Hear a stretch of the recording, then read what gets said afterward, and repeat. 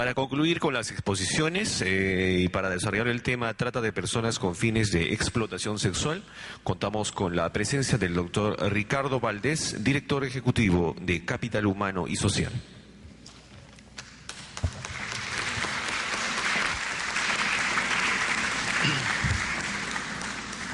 Gracias. Si me permiten, voy a continuar desde acá.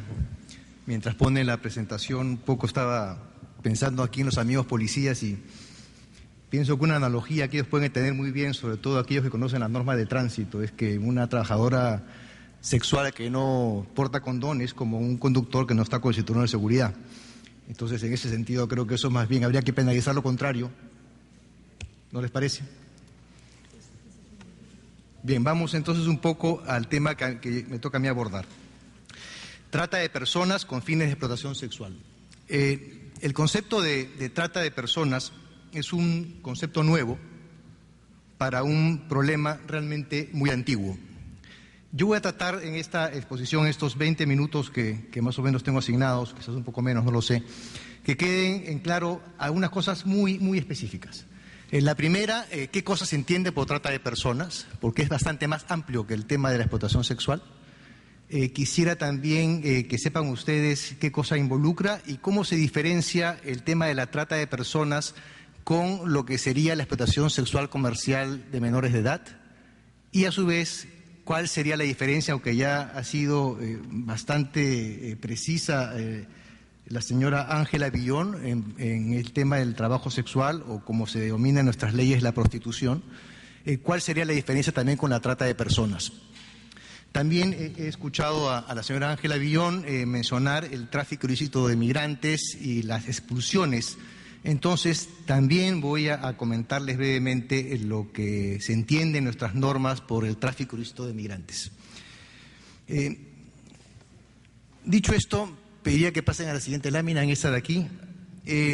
Miren, dije en un principio que esto era un concepto nuevo para un problema muy antiguo.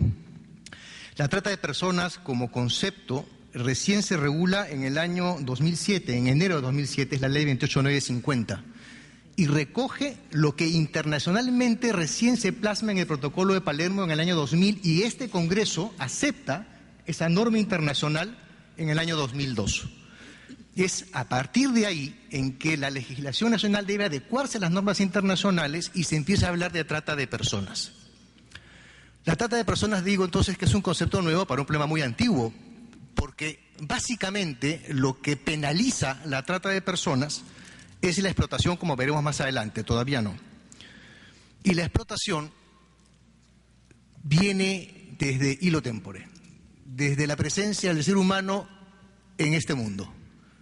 Es decir, los documentos históricos, la Biblia, el Código de Hammurabi, etcétera, ya mencionaba la presencia de esclavos. Y la trata de personas es lo que se denomina la esclavitud moderna.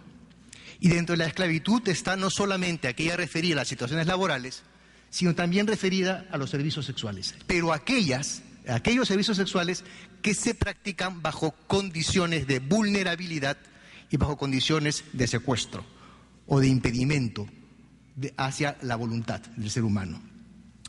La ley 28950, que es la que aparece reseñada en esa lámina, tiene algunas cosas muy importantes porque le empieza a dar al tema de la trata de personas una visión integral. Trata elementos de persecución del delito, de protección a las víctimas y de prevención, como ustedes pueden ver ahí. Pero, a su vez, en los elementos de protección y asistencia, no solamente considera a las víctimas, considera también a los familiares de las víctimas, a aquellos que prestan la colaboración, que se llama colaboradores eficaces, y a los testigos y peritos que tienen que trabajar y que tienen que realmente solventar y probar, ayudar a probar la existencia del delito. Y también la ley, esta ley 28950, es una ley bastante moderna, que ha sido inclusive tomada en muchos países de América Latina para, digamos no copiarla, pero tomar las buenas prácticas que de ellas se han desarrollado.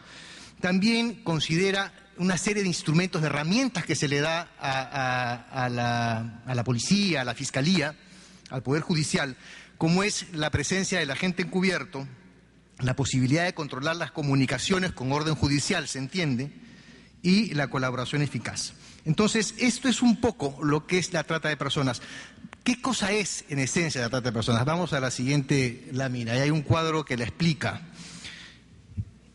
La trata de personas tiene una finalidad, que es por donde voy a empezar, unas conductas que cumplir y unos medios a través de las cuales esas conductas se cumplen.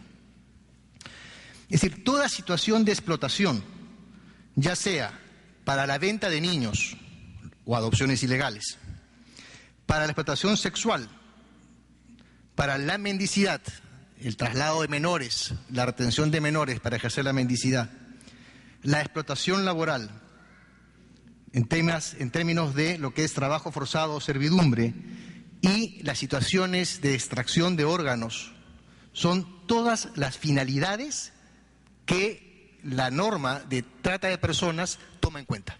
Esas son las finalidades. Para que una persona caiga en esas condiciones de explotación, tiene que haber sido captada, transportada, el desplazamiento aquí es muy importante, trasladada, acogida por alguien, recepcionada y finalmente retenida. Por eso habla de una suerte de condición de secuestro. Es más, anteriormente, recién la División de Lucha contra la Trata en la Policía tiene escasos meses, digamos, cerca de 14 meses, un poco más de un año de formada, y anteriormente se encontraba el Departamento de Lucha contra la Trata dentro de la División de Secuestros por la condición de retención. Pero estas conductas se hacían tenía que haberse realizado bajo violencia, amenaza u otras formas de coacción, privación de libertad, fraude, engaño, en fin, todos esos medios que ustedes pueden leer en la lámina. Es decir, tienen que darse esas tres condiciones para que podamos hablar de trata de personas. De lo contrario, podemos hablar de otras cosas. Podemos hablar de explotación sexual puramente, de explotación laboral puramente, de secuestro simple y llanamente, pero si se combinan los medios, las conductas para esa finalidad, estamos en un tema ya de trata de personas, que por cierto veremos después cómo las penas son sumamente duras para esta situación. Ahora, ¿qué pasa cuando estamos hablando de menores de edad? En la siguiente lámina podemos ver que cuando hablamos de menores de edad, solamente es necesario que se cumplan dos condiciones: la conducta y la finalidad. Es decir, poco importa si hubo violencia, si hubo engaño, si hubo abuso de poder, si hubo privación de la libertad. Poco importa, basta con que se compruebe que un menor de edad está siendo sometido a alguna de esas condiciones de explotación, bajo cualquiera de esas conductas, para que estemos ya hablando de trata de personas de menores de edad. Y esas son condiciones agravantes del delito. Cuando hablo de condiciones agravantes del delito, lo que quiero decir es que la trata de personas en el tipo base, es decir, en la forma más sencilla, con una sola persona mayor de edad y con una sola persona que la ha tratado, que es el tipo base, la pena, una vez que se prueba el delito de trata de personas, es entre 8 y 15 años de cárcel.